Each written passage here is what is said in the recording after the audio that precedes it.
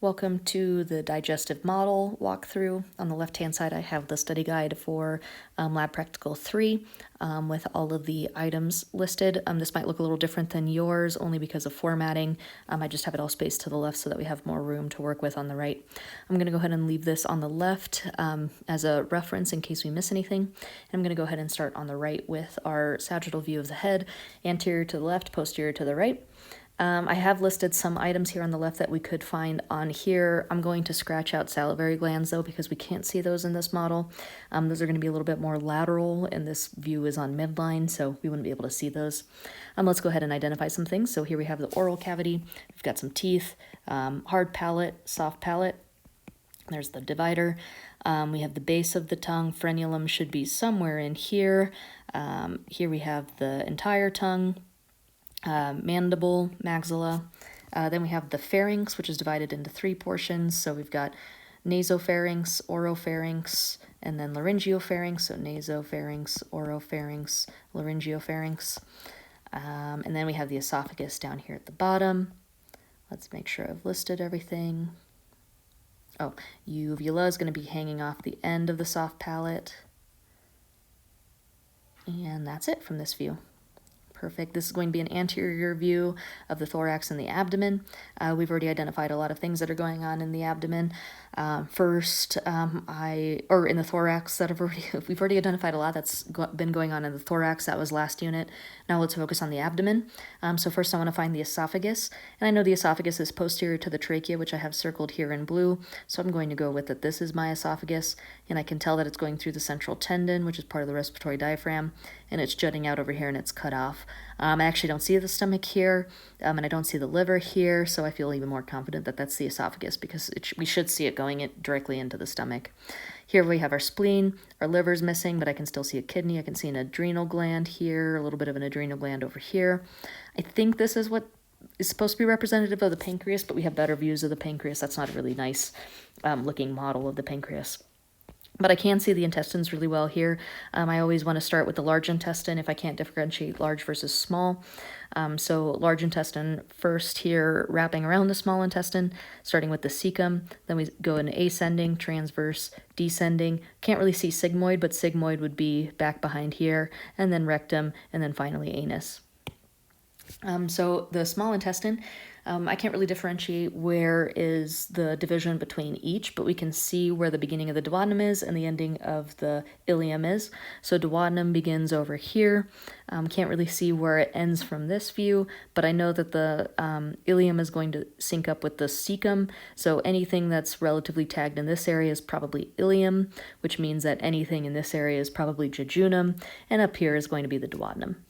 If we take the same model and we kind of just focus on just the digestive system. Again, here everything in the head still could apply in this model. Here we have the esophagus, esophageal sphincter, into the stomach. First we start with the cardiac part, then we have the fundus, then we have the body, then we have the pyloric part. We have the pyloric sphincter here, dumping into the duodenum. On the left-hand side here we have the liver, right to the person, but left-hand side in our image. I can tell that the liver is in the correct placement because I see the gallbladder right here, which makes me think that this is the right lobe, this is the left lobe. Got the spleen hanging out over here on the person's left side. I can actually see so they separated the liver and the gallbladder, but then they extended the gallbladder or the ciliary tree down here to meet up with the pancreatic duct here to dump into the duodenum. And so now that I can tell that that's a pancreatic duct, that this is going to probably be my pancreas. All tucked away back in here. We can see the rugae of the stomach really well. We can see the musculature of the esophagus really well. We can see only 3 layers of the stomach here. We can see the large and the small intestine here again. So again, I want to start with cecum and then ascending, transverse, descending. I can see sigmoid here. I can see rectum here. I can see anus here. Since this is my cecum, I know it's going to meet up at the ileocecal valve to receive contents from the last part of the small intestine, which is the ileum. So this is going to be my ileum. I see the duodenum up here, so definitely if it would be tagged closer to the duodenum, it's duodenum. If it's tagged closer to the cecum, it's ileum. Anything in the middle is going to be jejunum. Right here, I can also tell that this is the cecum because I see the vermiform appendix. We also want to remember for the large intestine that we need to know Taenia coli, which is that large longitudinal band that crosses over all of the large intestine. And then we have the individual haustrum or collectively haustra. Okay. We have actually a better view, a zoomed in view of this coming up at the end, so we'll talk about that again shortly.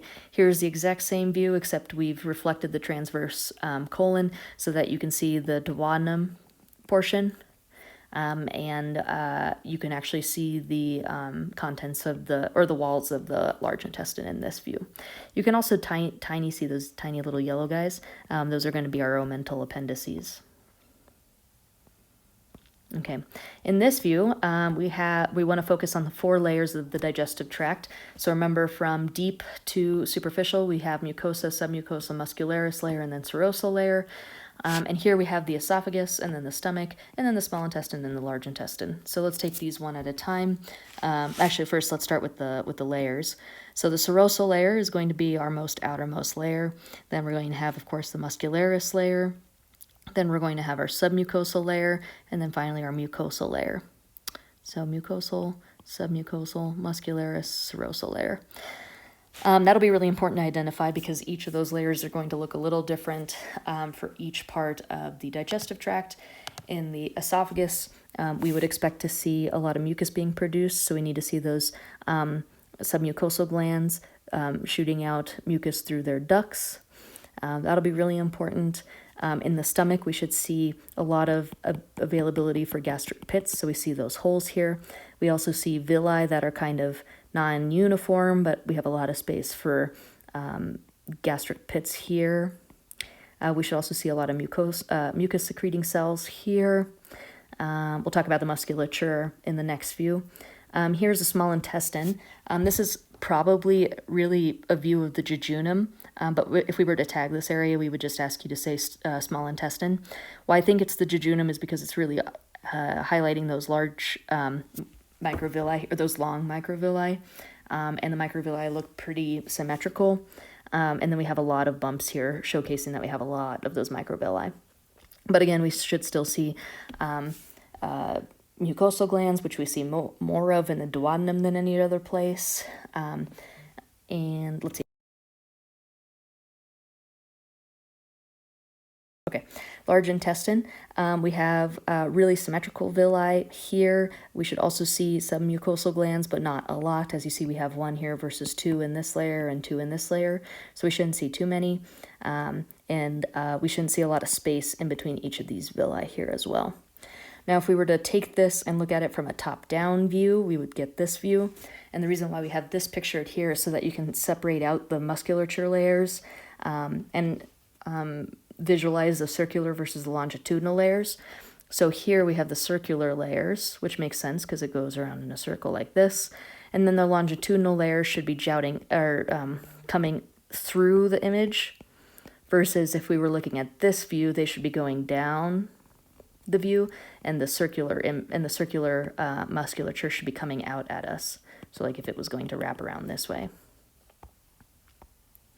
The other reason why we have this view too is so that you could see a lot of the blood supply, to see the varying thicknesses of the submucosa versus the mucosa in each layer. And that's about it from this view. Moving on to another view of the intestine. This is just oversimplifying both the small and the large intestine. So a lot of things are going on in this model, but they're not really specific to any certain portion. First, we need to identify what this thing is. This is going to be our lacteal. Over here we have both venous and arterial supply. Here we're going to have intestinal crypts. If we were to zoom in on that intestinal crypt, we could actually see some specialized immune cells, which we've called Paneth cells. We can even see the blue ones are probably our mucus-secreting cells. We can see that this whole top portion is going to be our mucosal lining, which means this is going to be our submucosa, which means this is going to be our muscular layer, and the serosal layer is really thin and really not even differentiated in this model. Other than that, oh yeah, you can tell the difference between, so these are our longitudinal fibers. These are going to be our circular fibers in this view. Simple columnar epithelium. But other than that, I don't see too much else from this model. Next, we have a view of the small intestine. Let's go ahead and differentiate our layers. So above this line would be the mucosal lining, then we have the submucosa, then we have the muscular layer, and the serosal lining is actually on the bottom view of this, which we have a view of. Here in the mucosal lining, if I zoom in, these are going to be our villi, but then we have our microvilli, which Dr. Francis has nicely made a little eyelash there, stuck on an eyelash there to represent the microvilli or the brush border. This is where we have enteropeptidase waiting for those non-functional enzymes from the pancreas to come and activate those with enteropeptidase. Here we also have those intestinal crypts again. Right here, oh, again, we have a lacteal. That's really important. Here we have a large aggregated lymph node. So that would be something that we would see in the ileum. Now in the muscular layer, we should identify the two different types of muscle. So right here, this is going to be our longitudinal fiber. These are going to be our circular fibers. And then we have a bunch of this yellow stuff. And this yellow stuff, yellow is typically depicted as nervous tissue in most models.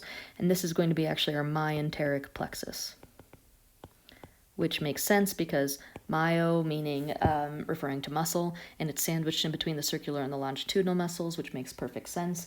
Remember, this is going to be heavily involved in our reflexes to help continue peristalsis, start and stop peristalsis. And right here, we also have yellow contributions in the submucosal lining. And so here, this is going to be our submucosal plexus. All right, if we were to look at the side of this model, so same model, just looking at one side, we can see those intestinal crypts going even further down. We wouldn't ask you to specify what these cell types are, but just know that this is an intestinal crypt. Other than that, now we're looking at circular muscle bands here and longitudinal fiber bands here. If we were to look at the opposite side, this side shows you the submucosa with all of the nervous, venous, arterial, and lymphatics coming through it. And again, circular fiber, longitudinal fibers. Now, if we were to look at the bottom aspect of it, now we're looking at the serosal lining. So here we have the leftover part of the muscular lining, and then the last bit is the serosal lining. So here we just have some connective fibers. Here we just have some fat and connective tissue, and here we just have some epithelium. Nothing too special here.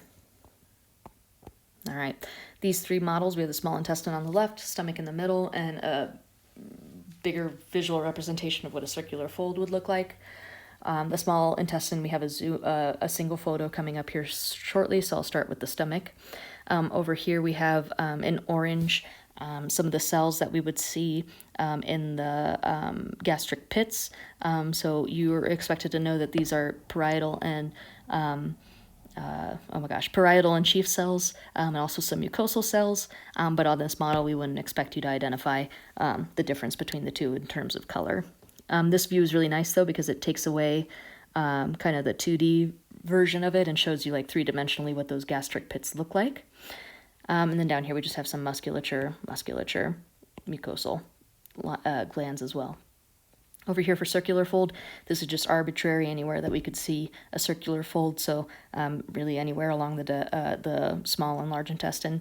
So again, lots of microvilli, a nervous system, lacteal's present, arterial and venous supply, muscle, connective tissue. That's about it.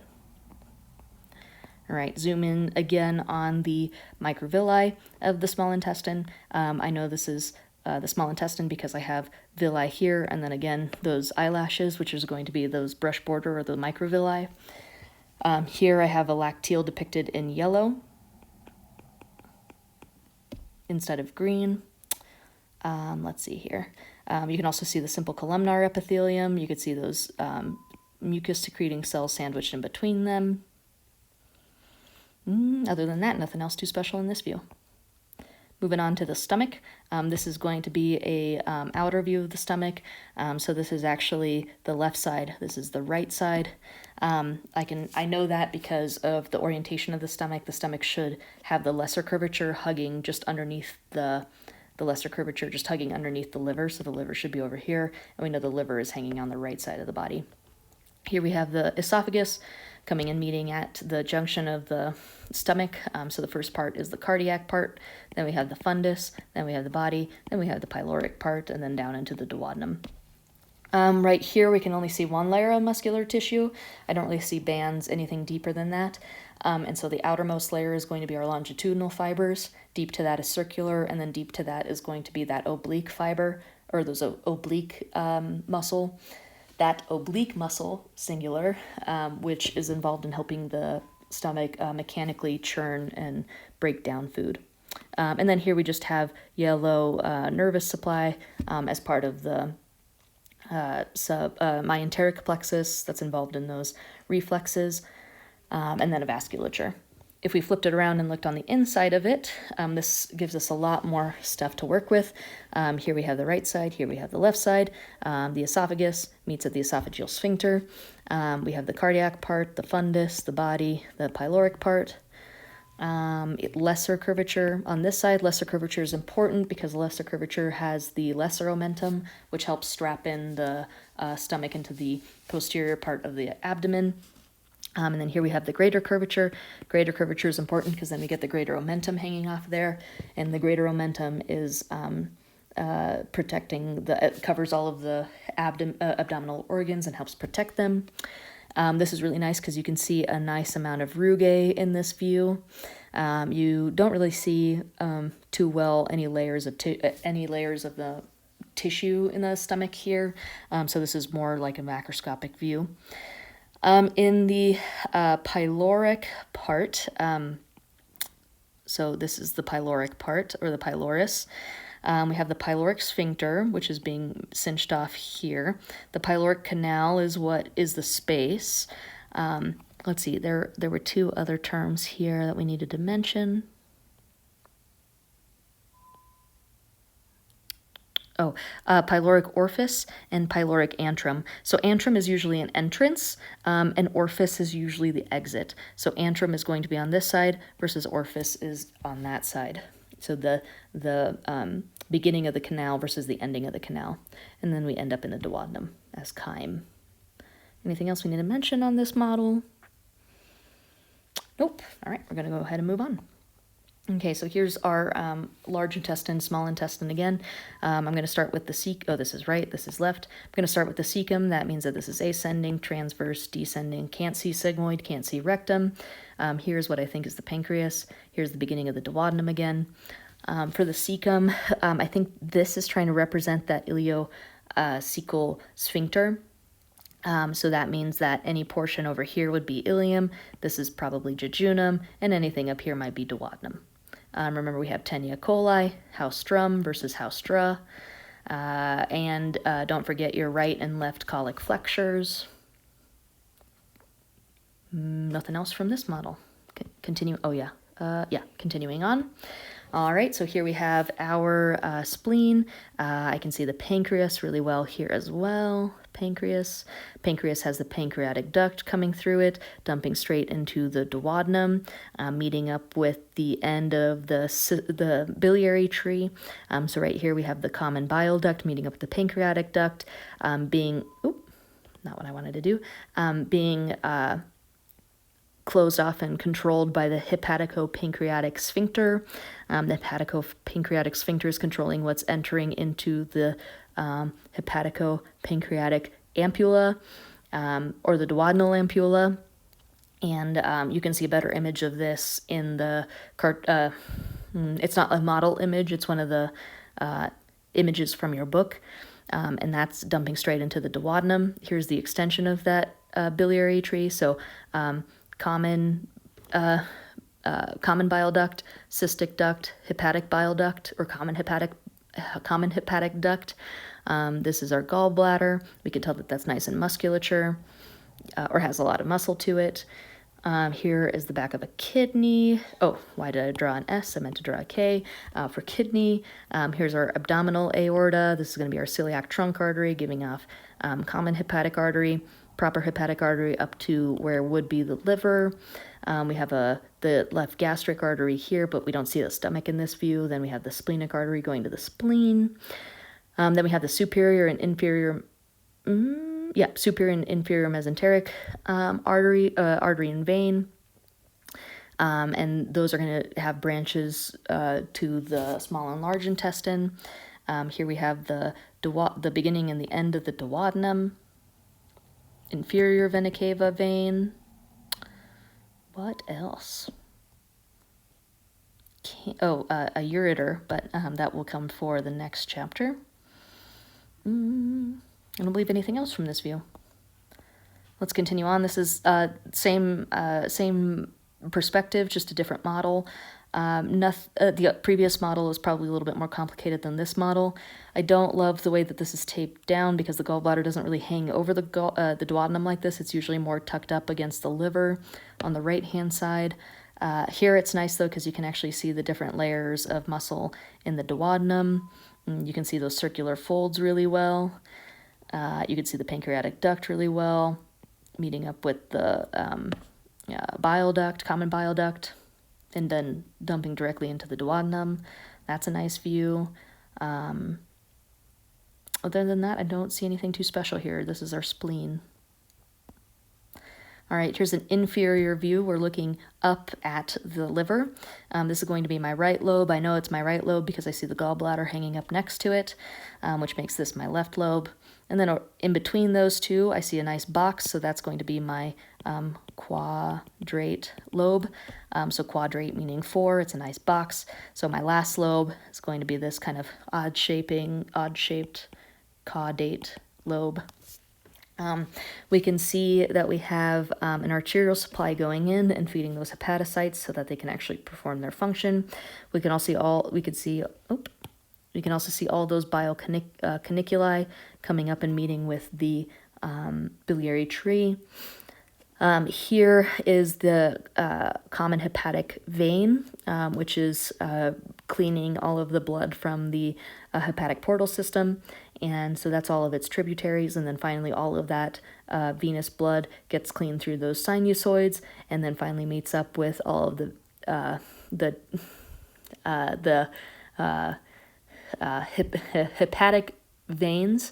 And those hepatic veins join up to the, I shouldn't say hepatic veins, sorry. Oh my gosh, I'm forgetting the name. In the portal triad. I'm forgetting the name. We have the hepatic artery. Oh, it's interlobar artery, vein, and then bile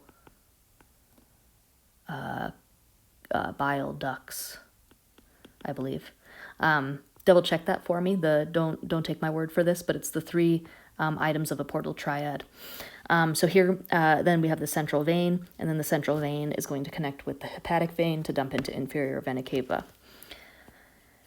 Moving to a superior view of that, here's that central vein. Central vein is going to meet up with hepatic vein and dump into inferior vena cava. This is going to be the right lobe, which is much larger than the left lobe.